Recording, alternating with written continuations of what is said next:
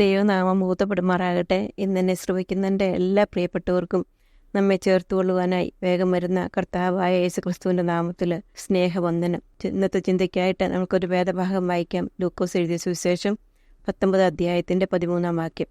അവൻ 10 ദാസന്മാരെ വിളിച്ചവർക്ക് 10 റാത്തൽ വെള്ളി കൊടുത്തു. ഞാൻ വരുവോളം വ്യാപാരം ചെയ്തു കൊള്ളുവീൻ എന്ന് അവരോട് പറഞ്ഞു.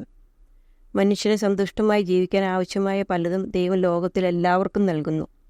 ദൈവം ദുഷ്ടന്മാരുടെ മേലും നല്ലവരുടെ മേലും തൻ്റെ സൂര്യനെ ഉദിപ്പിക്കുകയും നീതിമാന്മാരുടെ മേലും ദുഷ്ടന്മാരുടെ മേലും മഴ പെയ്യുകയും ചെയ്യുന്നു. മത്തായി 5:45 വാക്യം.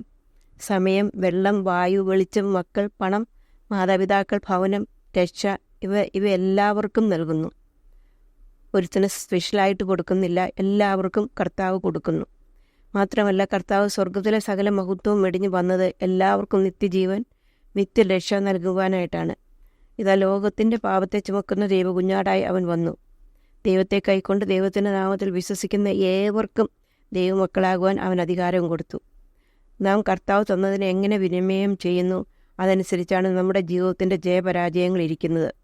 ജീവിതത്തിൽ ഒരേ സാഹചര്യത്തിൽ നിന്ന് ഒരേ കാര്യത്തിനായി വേർതിരിച്ച 2 വ്യക്തികളാണ് ദാവീദും യൊരോബെയാമും. 2 പേർക്കും അവർ അർഹിക്കാത്ത സ്ഥാനത്തേക്ക് ദൈവം അവരെ തിരഞ്ഞെടുത്തു. ശൗൽ രാജാവ് അനുസരണക്കേട് കാണിച്ച് ദൈവത്തോട് പാപം ചെയ്ത മുഖാന്തരം ദൈവം അവനെ രാജസ്ഥാനത്ത് നിന്ന് മാറ്റി.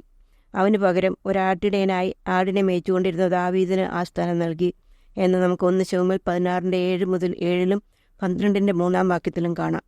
അതുപോലെ യൊരോബെയാം ശലോമോൻ രാജാവിൻ്റെ ദാസനായിരുന്നു. ശലോമോൻ പാപം ചെയ്ത മുഖാന്തരം ദൈവം അവരുടെ രാജ്യത്വം വിഭാഗിച്ച് 2 ഗോത്രം മാത്രം അവർക്ക് കൊടുത്തു. കൂടാതെ ശലോമോൻ്റെ മകനായ രെഹബെയാം ദൈവത്തോട് മത്സരിച്ചു. അതുകൊണ്ട് 10 ഗോത്രത്തിൻ്റെ രാജഭരണം ശലോമോൻ്റെ ദാസനായ യൊരോബെയാമിന് ദൈവം കൊടുത്തു. 2 പേരെയും വിളിച്ചത് ഒരേ ജോലിക്കാണ്. യെരുശലേമിന് ദൈവപ്രസാദ പ്രകാരം ഭരിക്കുവാനായിരുന്നു അത്. 2 പേർക്കും ഒരേ രീതിയിലുള്ള വാഗ്ദത്തമാണ് കൊടുത്തത്.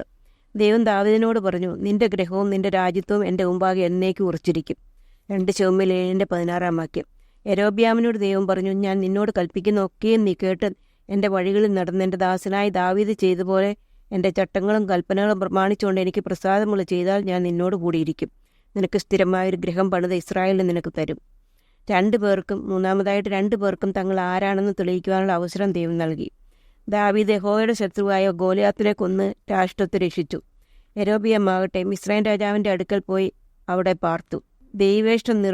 അടുത്തതായിട്ട് ദൈവേഷ്ടം നിറവേറ്റാൻ 2 പേർക്കും സമയം കൊടുത്തു. ദാവീദ് ദൈവത്തിൻ്റെ വാഗ്ദാനം നിറവേറ്റുവാനായി കാത്തിരുന്നു. തന്നെ കൊല്ലുവാൻ വന്ന ശൗൽ രാജാവിനെ കൊന്നില്ല എന്ന് മാത്രമല്ല, അവൻ്റെ വസ്ത്രത്തിൻ്റെ അംഗം മുറിച്ചതിൽ ദുഃഖിക്കുക കൂടെ ചെയ്യുന്നു. ശൗൽ രാജാവിൻ്റെ കൊല്ലുവാൻ ഈസി ആയിട്ടുള്ളൊരു സാഹചര്യത്തിൽ ദാവീദിൻ്റെ കയ്യിൽ കിട്ടിയെങ്കിലും ദാവീദ് രാജാവിനെ കൊന്നില്ല.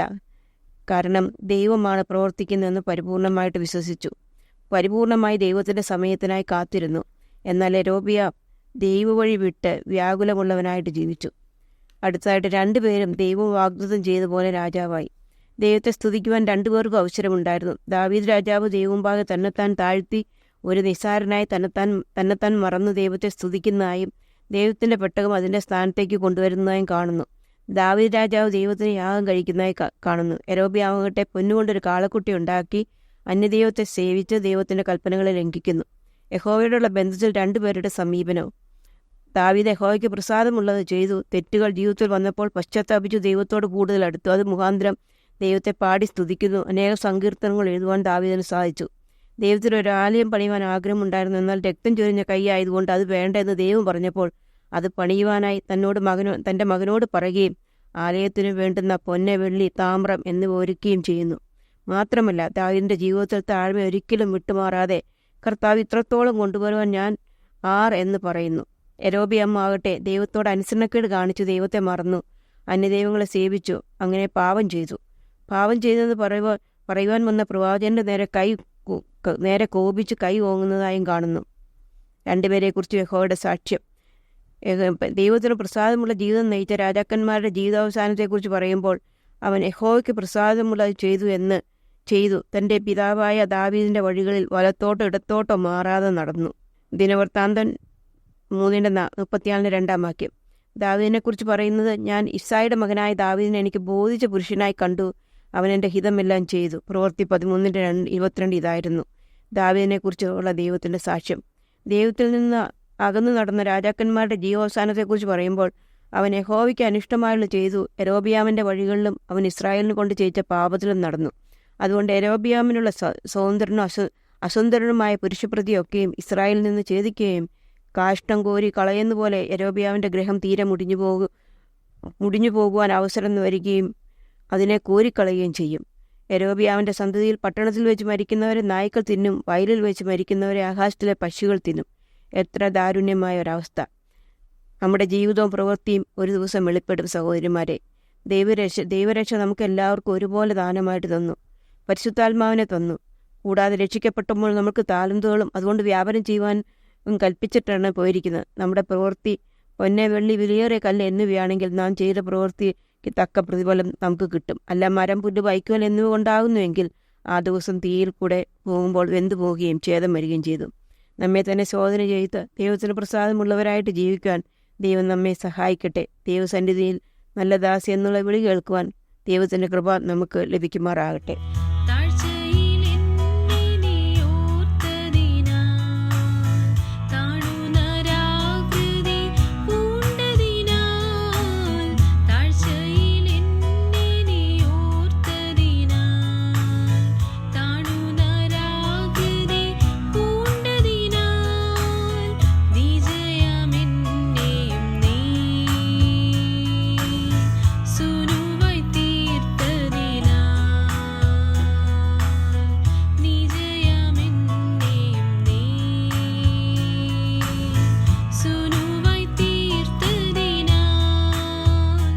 Good morning, sisters. Psalms 37 verses 3 and onwards. Trust in the Lord and do good. So shalt thou dwell in the land, and verily thou shalt be fed. Delight thyself also in the Lord, and he shall give thee the desires of thine heart. Commit thy way unto the Lord. Trust also in him, and he shall bring it to pass. And he shall bring forth thy righteousness as the light, and as thy judgment as the noonday. Rest in the Lord, and wait patiently for him. Fret not thyself because of him who prospereth in his way, because of the man who bringeth wicked devices to pass. The verses that we read tell us what to do in every situation. Notice the first word of every verse from verse 3 and onwards. Verse 3 begins with trust. Verse 4, delight. Verse 5 through 6, commit. And verse 7, rest. In our relationship with God, the bridge that connects you to him is called trust. If it no longer exists, nothing can move forward, and you develop misunderstandings along with mistrust in him. But if we trust him, nothing can come in between and separate us from his love. Delight. Delight yourself in the Lord. Once you do, everything becomes God-centered, and everything you wanted and needed will come following you. King David understood this, as stated in Psalms 23 verses 6. Surely goodness and mercy shall follow me all the days of my life, and I will dwell in the house of the Lord forever. But if you delight in yourself, where everything is me-centered, nothing will satisfy, and you will end up chasing the things you desire as they slip through your hands. Along with delight is commit. Offer up your plans, hopes, and dreams to him, and he will make it come to pass, so it may glorify his name. He knows what we need, but by committing it all in prayer to him, reminds us of what we have asked for and that He will provide at the right time. Finally, rest. Does the Bible say, sit and twiddle your thumbs waiting for something to happen? No. Verse 7 says to rest.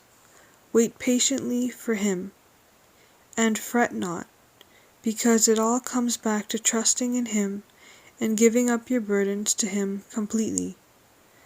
Others may come and go, prospering through wicked means, but we trust in the name of our God, and He will give you rest.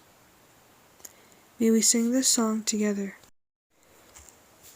Jesus Christ, I think upon your sacrifice. You became nothing, poured out to death.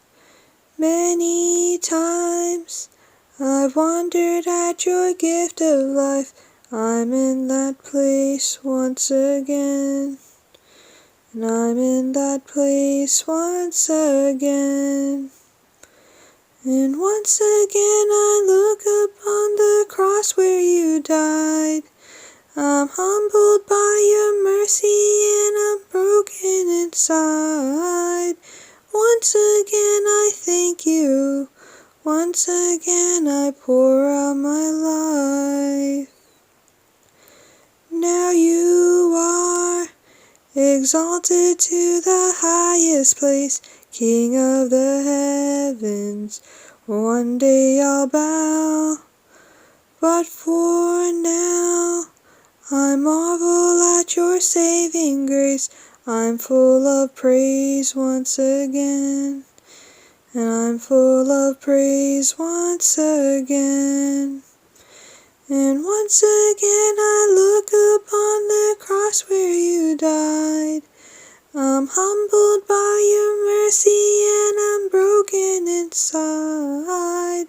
Once again I thank you. Once again I pour out my life. And once again I look upon the cross where you died. I'm humbled by your mercy and I'm broken inside. Once again I thank you. Once again I pour out my life. Thank you for the cross. Thank you for the cross. Thank you for the cross, my friend. Thank you for the cross. Thank you for the cross.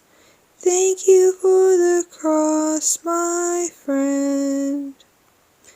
Thank you for the cross. Thank you for the cross. Thank you for the cross, my friend. Thank you for the cross. Thank you for the cross. Thank you for the cross, my friend. Thank you for the cross, my friend. May His name alone be glorified. Amen.